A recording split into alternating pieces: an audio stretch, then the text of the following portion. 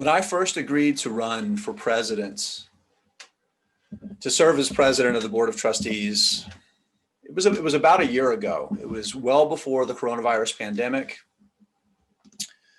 But by the time I was elected in June, we were in the midst of a global health pandemic, the worst economic collapse in almost all of our lifetimes. Millions and millions of lives around the world have been affected. Many of our family, our friends, fellow members have been impacted, whether by the human toll or by the financial toll. I was filled with fear when the new board was installed. When we had our first board meeting in July, we had a lot of questions about our financial sustainability. We were a brand new young board.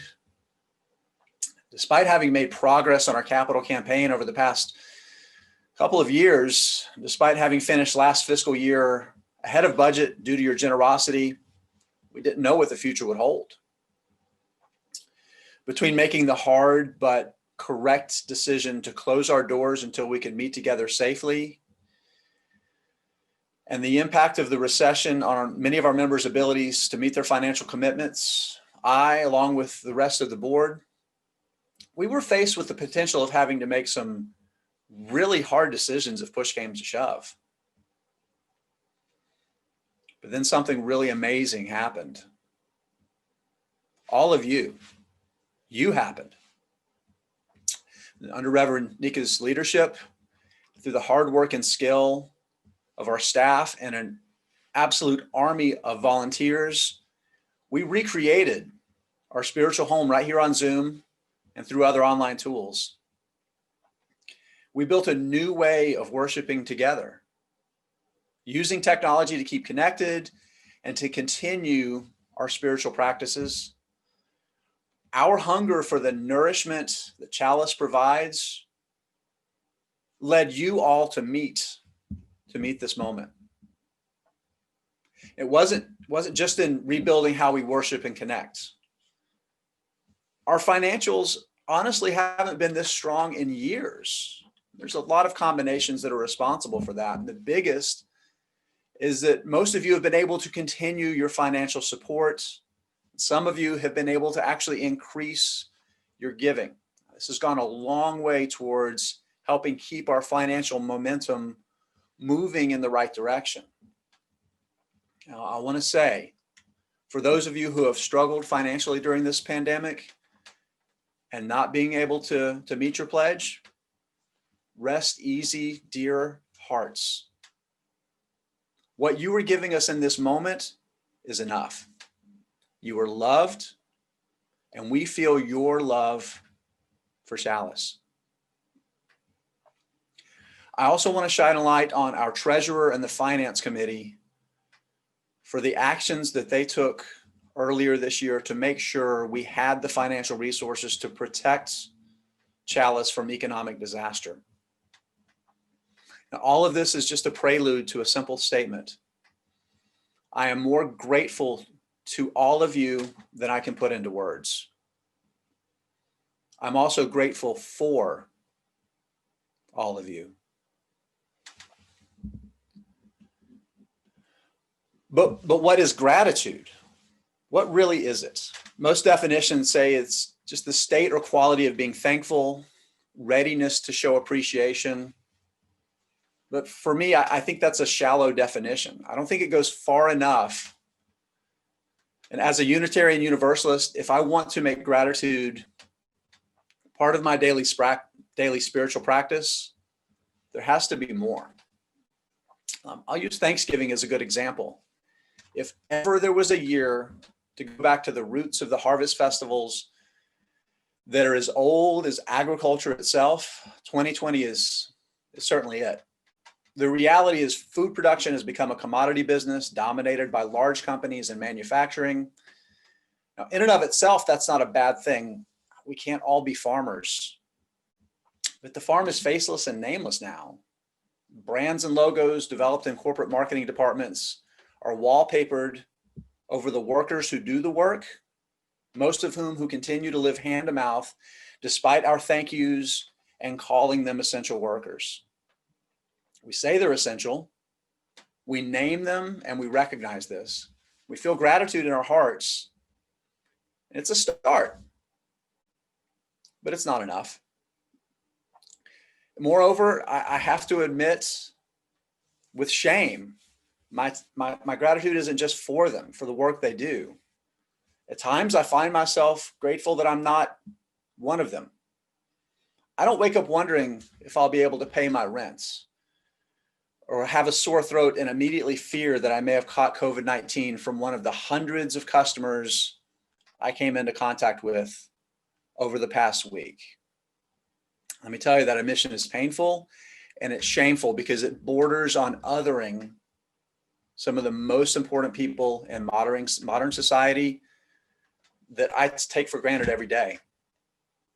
My biggest fear is that I'll be back to fully taking them for granted again in 2022, falling right back into the habits of my own privilege. And this is where I have to stay hungry.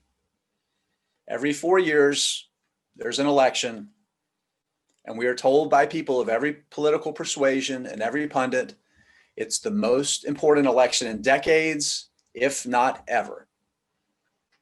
Every 4 years, it's the same refrain. And the reality is, in a lot of ways, it's true. Every 4 years, and the person that Americans elect to serve as president absolutely matters. That's something we've deeply, brutally, painfully learned over the past 4 years. But it would be really easy for me to get complacent now, right? I voted. My work's done. No, that's not true. And we know that it's not true. And here's the thing. I'm not talking about what happens in Washington, D.C., my friends. I'm not talking about our national politics. I'm talking about the work here in our own community. We can't get complacent. We have to stay hungry for change. I have to stay hungry for change because the person sitting in the White House, they don't have anything to do with the institutional structures in our own local governments. And it's those institutional structures that keep marginalized groups on the margins here in Ventura County. Who we elect for president is not going to break down the barriers that have made the Conejo Valley, Simi Valley, most of the rest of Ventura County overwhelmingly open to middle class and welcome whites, and nearly impossible to gain entry to buy a home in, or to be a part of the community of for the rest of the socioeconomic and ethnic strata in Southern California. But my fear is that many of us will get complacent now, myself included, forget about the very real important work in our own communities. Here's an example. In this statement, this might not sit well with some of you. The Thousand Oaks City Plan, this well thought out plan to keep growth slow, makes it almost impossible to develop affordable housing in our own community. Now, there's a lot of us that will justify it by pointing to the east and say, we don't want to end up like the Valley.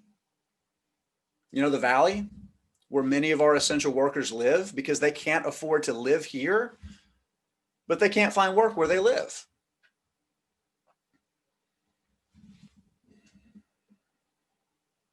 I can't get complacent. Not if I want to live my Unitarian Universalist principles. Of the 7 principles, there's 4 in particular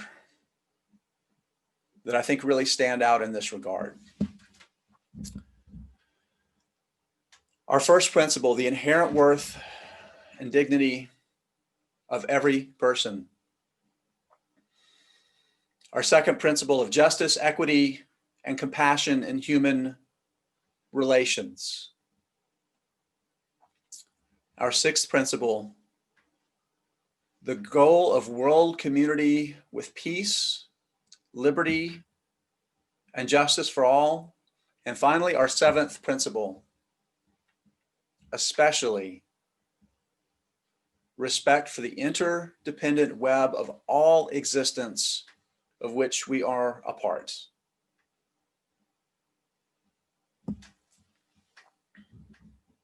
Here's the bottom line. Not taking action is making a choice. You're choosing an action, even if it's inaction. And it's a choice that harms others. My mere participation in a system that's rigged to my benefits, even if I hide behind the defense that I didn't build the system with my old hands, participating in that system runs contrary to the principles of my chosen faith. I am personally responsible for helping break down those structures and helping heal our fractured society.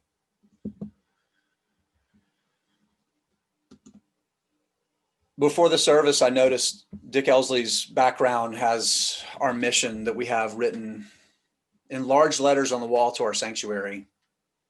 Our mission is to nurture spiritually courageous people who transform the world through justice and compassion.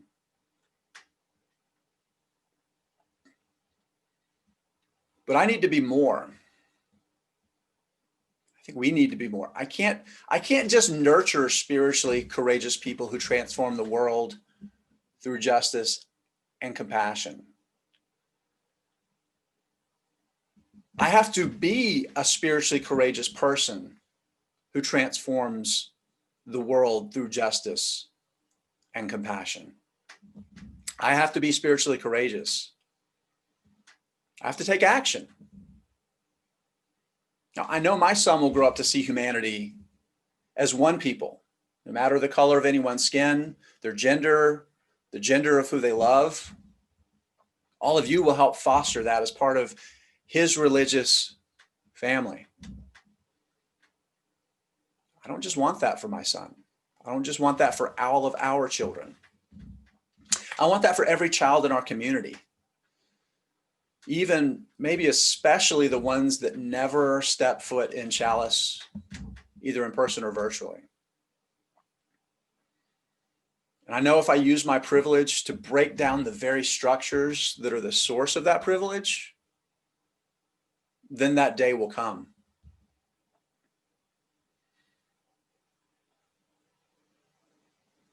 By understanding privilege as part of my gratitude practice, I can move past entitlement. And that's how I can do that.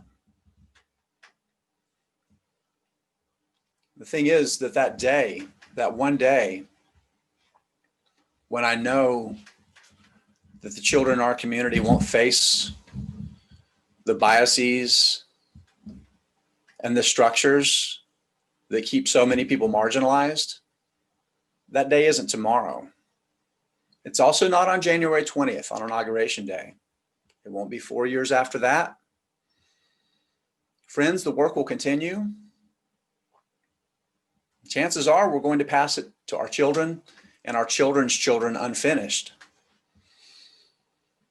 And that may weigh on some of us. That may seem heavy. It may make the burden heavier to pick up. But take heart.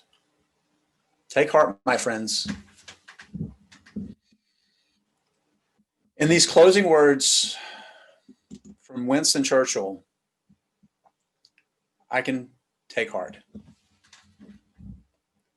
Every day you make progress. Every step may be fruitful.